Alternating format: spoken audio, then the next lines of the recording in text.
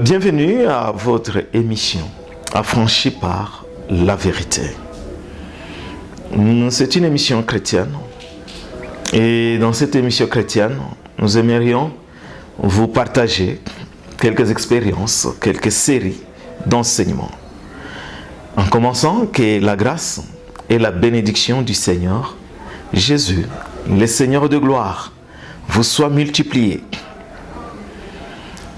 Dans Jean chapitre 8, verset 32, il est dit « Vous connaîtrez la vérité, et la vérité vous affranchira. » Mais aussi dans Osée, chapitre 4, verset 6, il est écrit « Mon peuple périt par manque de connaissance. Parce que tu as négligé la connaissance, je te rejette, et je te dépouillerai de ton sacerdoce. » Ce sont ces deux versets qui nous ont donné l'intitulé de cette émission, Affranchi par la vérité. Aujourd'hui, nous commençons avec une série d'émissions sur l'Église.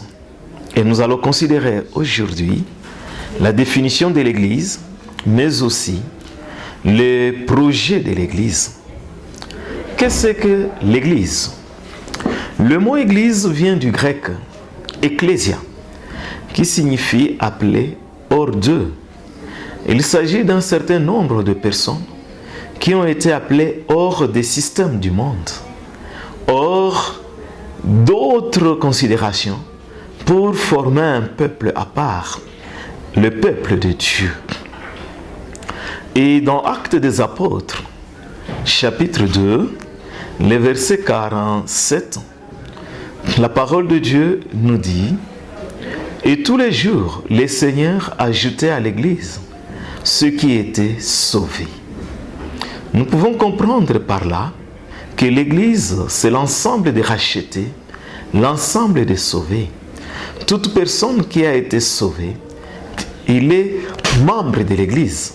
Et donc, l'Église n'est pas, comme d'aucuns le pensent, un bâtiment. L'Église n'est pas aussi une religion. L'Église n'est pas une dénomination que les hommes ont essayé de réfléchir pour concevoir. Mais l'Église, c'est le projet de Dieu, c'est le projet de Christ. Et c'est l'ensemble de tous ceux qui sont sauvés, ceux qui ont été rachetés par le sang de l'agneau, le sang du Seigneur Jésus. Partout où ils se retrouvent, ils sont membres de l'Église. Et deux réalités se présentent directement dans la définition de l'Église. Église universelle, qui est l'ensemble des rachetés, l'ensemble des sauvés, depuis la Pentecôte jusqu'au retour du Seigneur Jésus-Christ. Et ce sont les membres de l'Église universelle.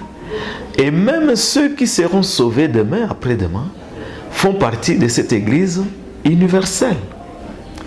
Et l'Église locale, le mot local fait allusion à la localité.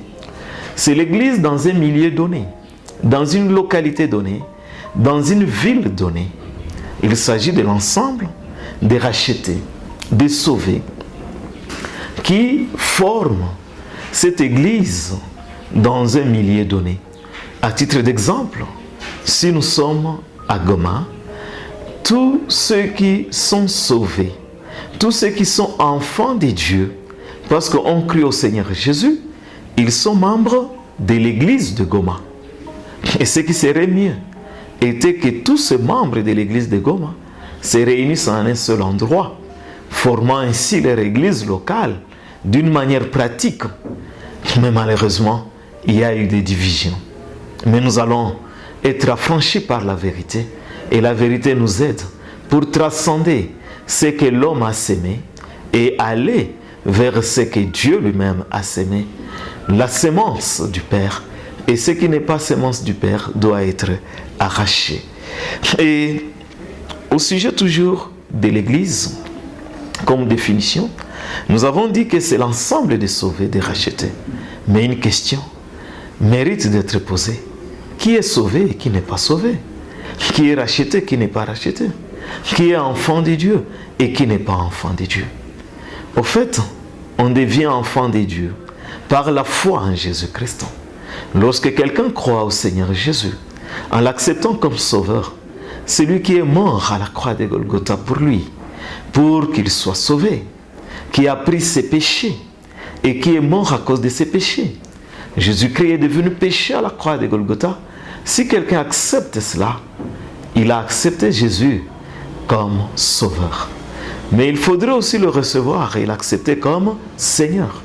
Et le Seigneur, c'est le maître. C'est celui qui dirige.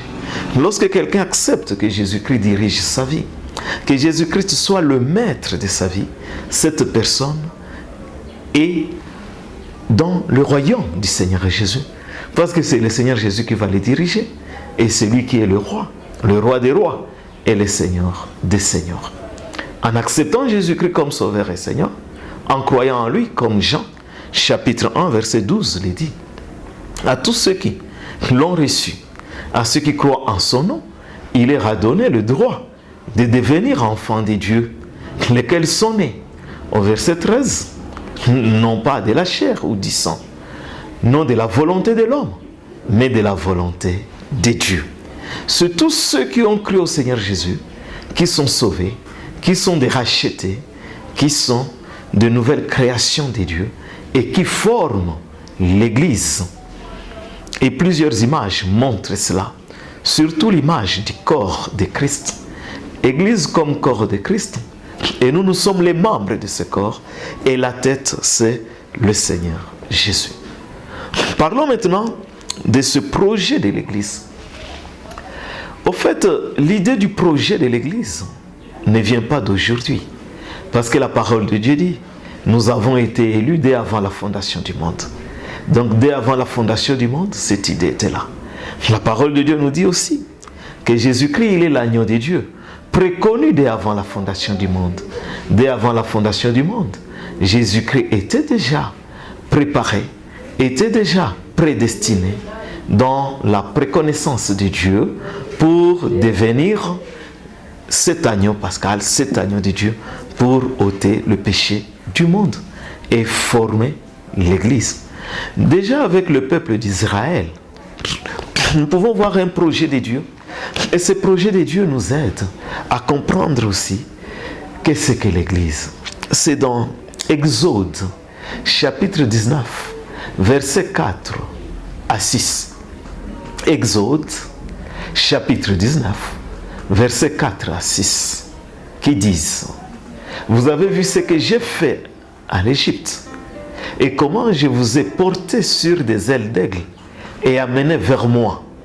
Maintenant, si vous écoutez ma voix, si vous gardez mon alliance, vous m'appartiendrez entre tout le peuple, car toute la terre est à moi, et vous serez pour moi un royaume de sacrificateurs et une nation sainte.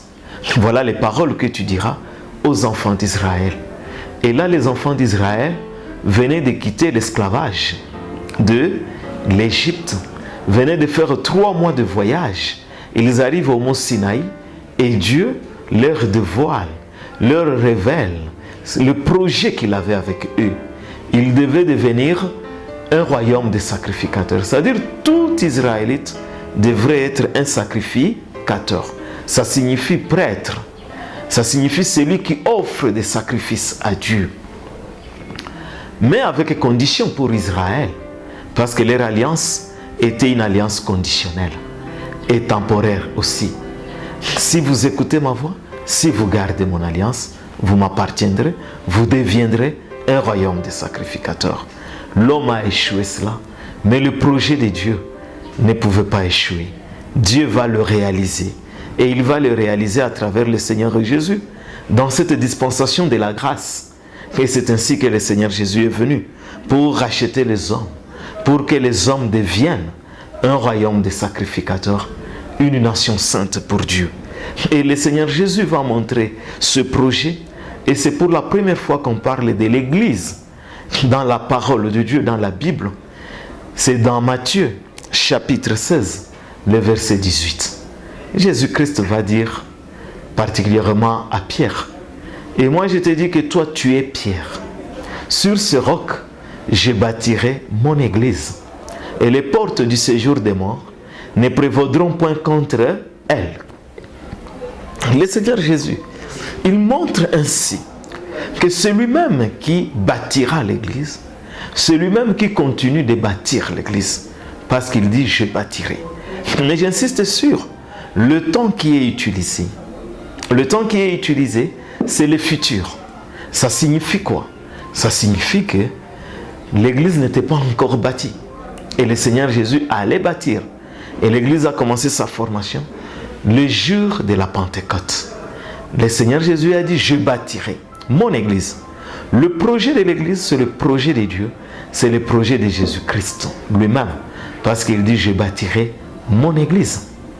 Et comme c'est son église, tout dans l'église doit manifester Christ, doit montrer Christ. Et il dit, tu es Pierre, sur ce roc. Alors le roc, ce n'est pas l'apôtre Pierre. Si l'église était bâtie sur l'apôtre Pierre, ça ne serait plus une église forte. Ça ne serait pas une église merveilleuse, une église victorieuse du Seigneur Jésus. Parce que l'homme a ses faiblesses. Mais le roc dont il est question, et l'apôtre Paul le montre dans 1 Corinthiens, chapitre 3, le verset 10. J'ai posé le fondement. Et le verset 11 nous montre que ce fondement, c'est qui? C'est le Christ, le Seigneur Jésus. C'est Jésus-Christ qui est le roc, celui le fondement. Donc l'église, c'est le projet du Seigneur Jésus. L'église, est fondée sur le Seigneur Jésus. C'est Jésus-Christ qui en est le fondement, la fondation. Et l'église, c'est la plénitude du Seigneur Jésus. Tout dans l'église doit dire Seigneur Jésus. Merci de nous avoir suivis. Je reprends encore que la grâce et la bénédiction du Seigneur Jésus vous soient multipliées et à la prochaine occasion pour que nous puissions continuer avec cette série d'émissions sur l'Église. Merci de tout cœur. Amen.